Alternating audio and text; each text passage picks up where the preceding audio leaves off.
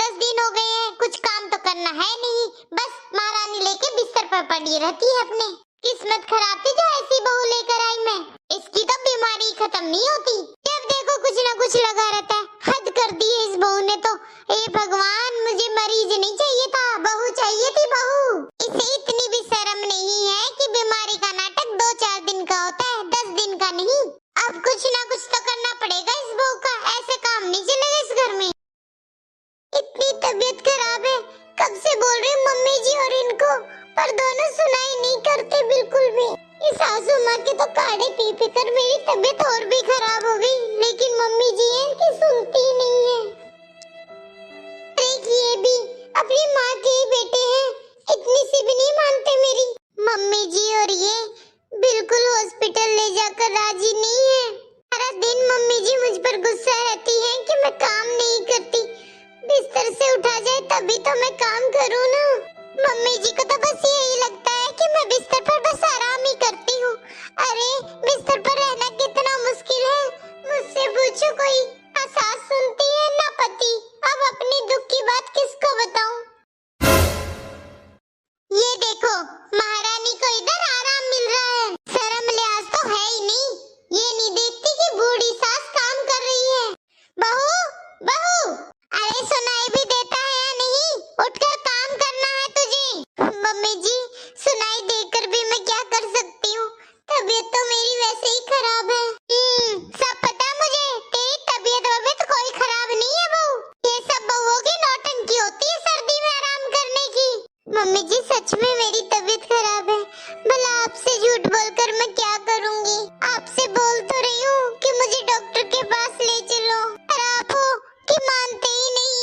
तबीयत खराब होगी तभी तो डॉक्टर के लेकर जाऊंगी ना तुझे। अरे मैं सब जानती हूँ आजकल की नौटंकी बहुओं की। सर्दियों में आराम ना करने के लिए पता नहीं क्या क्या पैतरे आजमाती है और सोचती कि बूढ़ी सासी घर में काम करती रहे। रुक जा, अभी तेरी तबीयत ठीक करती हूँ, तेरे मायके में फोन करके तेरे बाप को फोन लगाती हूँ कि मेरे घर में मरीज की जरूरत नहीं थी, बहू की जरूरत थी। हेलो हेलो बहन जी, नमस्ते। अरे नमस्ते नमस्ते छोड़िए भाई साहब, मेरी बात सुनिए ध्यान से। भाई साहब, मैंने आपसे पहले ही कहा था कि मुझे इस घर में बहू चाहिए जो घर का सारा काम वाम धाम कर ले, ये नहीं है कि मरीजों की तरह घर में पड़ी रहे। अरे बहन जी, क्या हुआ? होना क्या था, तुम्हारी बेटी नौटंकी करके पड़ी रहती है। अरे बीमारी का नाटक करने को मिलता है क्या इसको? क्या काजल की तबीयत खराब है? अरे कोई तबीयत खराब नहीं है, बस इसकी नौटंकी चलती रहती है सारा दिन। हम धाम इसको कुछ है नहीं, और लेगी कि बहाने लेकर पड़ जाएगी कि आज मेरे सर दर्द है, मेरी तबीयत खराब है। भाई साहब, मैं बोल रही हूँ, या तो आप अपनी बेटी को समझा लो या फिर मैं मेरे बेटे की दूसरी शादी करवा देती हूँ, क्योंकि इस तरीके से तो मेरे घर में चलेगा नहीं कि आपकी बेटी आराम करे और मैं नौकरों की तरह घर का काम।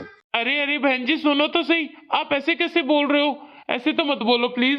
मैं कह रही हूँ, आप अपनी बेटी को समझा लो, वरना अच्छा नहीं होगा। बहन जी प्लीज, आप ऐसे बात मत करो, मैं समझा दूंगा। आप प्लीज थोड़ा शांत हो जाओ, मैं आकर बात करता हूँ काजल से। काजल आगे से ऐसी कोई गलती नहीं करेगी, मैं बात करूंगा आकर। यही सही रहेगा भाई साहब, वरना मेरे पास दूसरा ऑप्शन भी है फिर। ठीक है बहन जी, मैं आऊंगा घर पर। अब आएगी अकल ठिकाने बाप बेटी की। अरे क्या हो गया, आप इतने उदास क्यों हो गए? अरे पायल की सास का फोन था, बहुत गुस्सा कर रही थी। वो बोल रही थी कि तुम्हारी बेटी को यहाँ से लेकर चली जाओ। क्यों जी, ऐसा क्या कर दिया पायल ने? मुझे अभी पायल के ससुराल जाना पड़ेगा जी, पर बात क्या है? वो सब मैं तुम्हें आकर बताता हूँ, अभी मुझे जाने दो, मैं बाद में बात करूंगा। ठीक है, तो सूरज की माँ मैं चलता हूँ, बाद में आकर बात करूंगा तुमसे। मम्मी जी, पापा जी इतनी जल्दी में कहाँ गए हैं? पता नहीं बहू, अभी पायल के ससुराल से फोन आया था उसकी सास का, पता नहीं क्या क्या उल्टा सीधा बोल रही है। मुझे तो बड़ी चिंता हो रही है पायल की। मम्मी जी क्या बात कर रहे हो, क्या बोला पायल दीदी की सास ने? वो तो मुझे बताया नहीं तेरे ससुर ने, बस जल्दी से पायल के ससुराल गए हैं। अच्छा, मैं अभी इनको फोन करके बुलाती हूँ मम्मी जी। जी सुनते हो, आप जल्दी से घर पर आ जाइए, बहुत बड़ी गड़बड़ हो गई है। अरे काजल क्या हुआ? अभी तो ऑफिस आया हूँ थोड़ी देर पहले। वो सब छोड़ो, आप जल्दी आ जाइए, क्योंकि पायल दीदी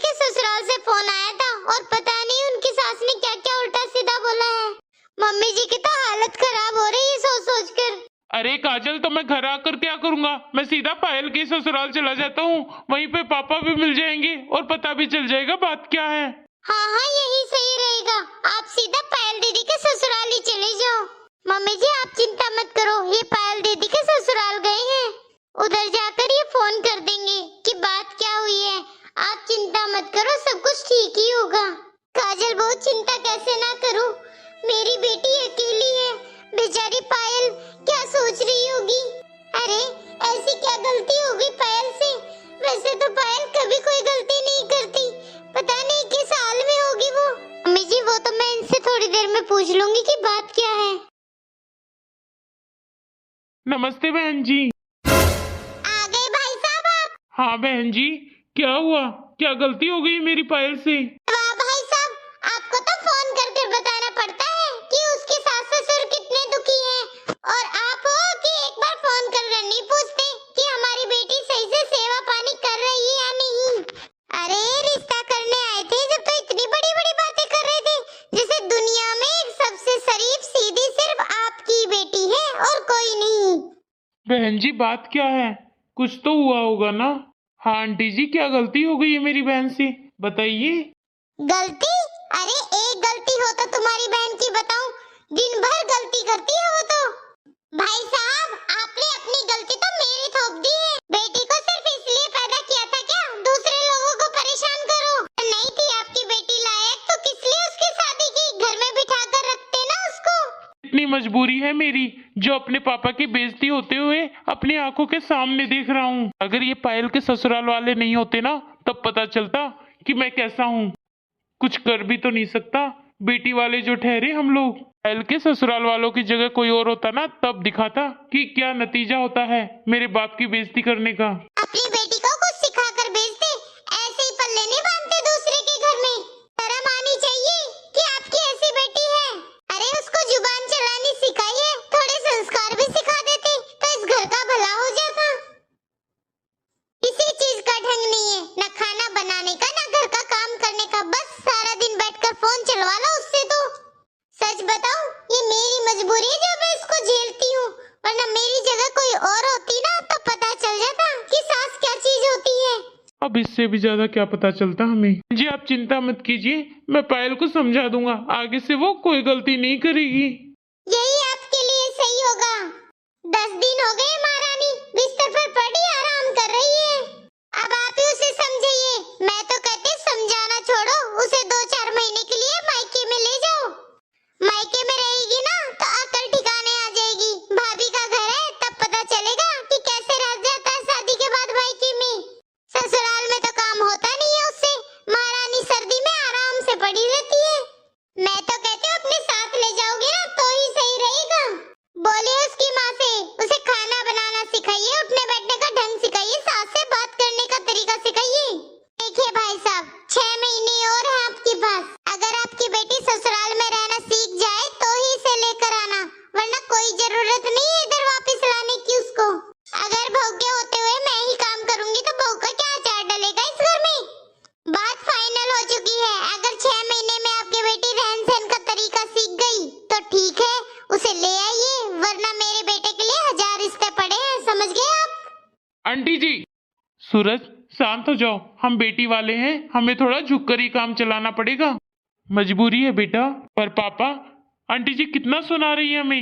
मिल लो अपनी बेटी से, आराम फरमा रही है महारानी अपने कमरे में। चलो पापा, पायल से बात करते हैं, आखिर बात क्या है। इस बहू की तो मैं ही अकल ठिकाने लाऊंगी। मुझसे काम करवा रही है ना सर्दी में, अब पता चलेगा।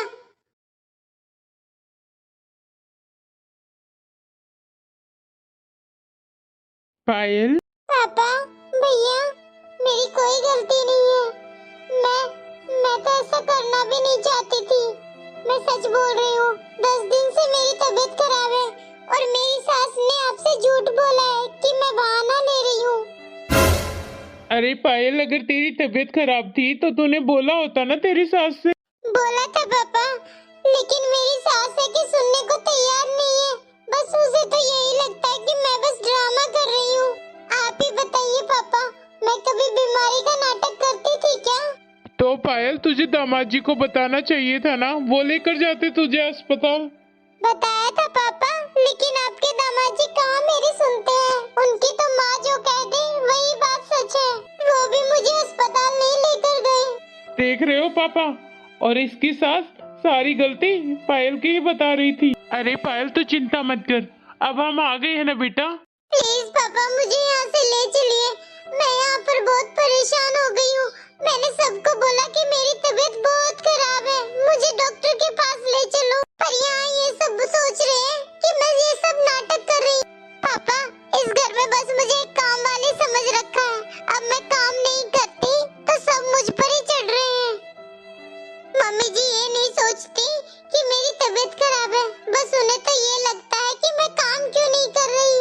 अरे कितनी बार मम्मी जी को बोला पापा मैंने कि मुझे डॉक्टर के पास ले चलो, डॉक्टर के पास ले चलो, तो कहने लगी मेरे पास नहीं डॉक्टर की फीस देने के लिए, और तो कोई बीमार नहीं है। फिर आपके पास फोन कर दिया मम्मी जी ने। पापा, मैं आपको सच में परेशान नहीं करना चाहती थी, मैं नहीं चाहती थी कि आपको मेरी वजह से कोई तकलीफ हो। प्लीज पापा, आप मुझे यहाँ से ले चलो, मुझे घर जाना है पापा, मुझे यहाँ पर नहीं रहना, यहाँ रहूंगी तो मैं मर जाऊंगी। पायल, तू चिंता मत कर, मैं तेरी सास से बात करूंगा। बेटा, मैं भी नहीं चाहता कि तू यहाँ रहे, पर क्या करूं, मेरी मजबूरी है। अगर मैं तुझे यहाँ से ले गया तो पता नहीं तेरी सास तुझे वापस बुलाएगी भी या नहीं। और फिर मायके में तू कितने दिन रह लेगी, 2 महीने, 4 महीने, 6 महीने। पायल, हम सबकी भलाई इसी में है कि तू यहीं पर रहकर थोड़ा एडजस्ट कर। वैसे भी तेरी सास बात बात पर धमकी तो देती है कि दामाद जी की दूसरी शादी करा देगी। एक पायल, इन लोगों का तो कुछ नहीं बिगड़ेगा, लेकिन बदनामी हम लड़की वालों की ही होगी। किसी भी लड़की का मायका असली घर नहीं होता, ससुराल ही होता है। अगर तू ये घर छोड़ के गई तो तेरी जिंदगी नरक से बदतर हो जाएगी। पापा, कैसी बात कर रहे हो? अब कौन सी जिंदगी इसकी स्वर्ग जैसी है? देख नहीं रहे पायल की हालत कैसी हो गई है? मैं तो कहता हूँ अभी लेकर चलो पायल को घर पर। देख बेटा, तू समझने की कोशिश कर, मुझे पता है तुझे बहुत बुरा लग रहा है, पर ये फैसला समझदारी के साथ करना है, ना कि गुस्से में। और पायल, तुम भी थोड़ा समझने की कोशिश करो बेटा। करता हूँ तुम अपने भाई सूरज के साथ जाओ हॉस्पिटल, तब तक मैं तुम्हारा यही इंतजार करूंगा। देखना, तुम जल्दी सब कुछ ठीक हो जाएगा। पापा, आप समझने की कोशिश क्यों नहीं कर रहे मुझे? पापा, मैंने आज तक नहीं बताया कि मेरी सास मेरे साथ कितना बुरा बर्ताव करती है। आपको पता है इस घर में मेरी इज्जत एक काम वाली से भी कम है। प्लीज पापा, आप मुझे यहाँ से ले चलो। अच्छा पायल, तू ही बता, अगर मैं तुझे यहाँ से ले गया तो कितने दिन रह पाएगी मायके में? अरे तुझे तो पता है, मायके से डोली उठती है बेटी की, अर्थी नहीं। ये समाज वाले हमें जीने नहीं देंगे, उल्टे तुझ में ही कमी निकाल कर तुझ में ही 4 बातें सुना देंगे। नहीं पापा, अब मैं आपकी कोई बात नहीं सुनूंगी, मुझे इस घर में नहीं रहना बस। क्या पायल, तुम बैठो, शांत हो जाओ, मैं कुछ करता हूँ। सूरज, एक काम कर, तू पायल को डॉक्टर के दिखा ला। ठीक है पापा, लेकिन आप भी कुछ सही नहीं कर रहे हैं पायल के साथ। अरे समाज की क्या चिंता आपको, कम से कम अपनी बेटी के बारे में तो सोचो। सूरज, अब इस बारे में बाद में बात करेंगे, पहले तू पायल को डॉक्टर के पास लेकर जा।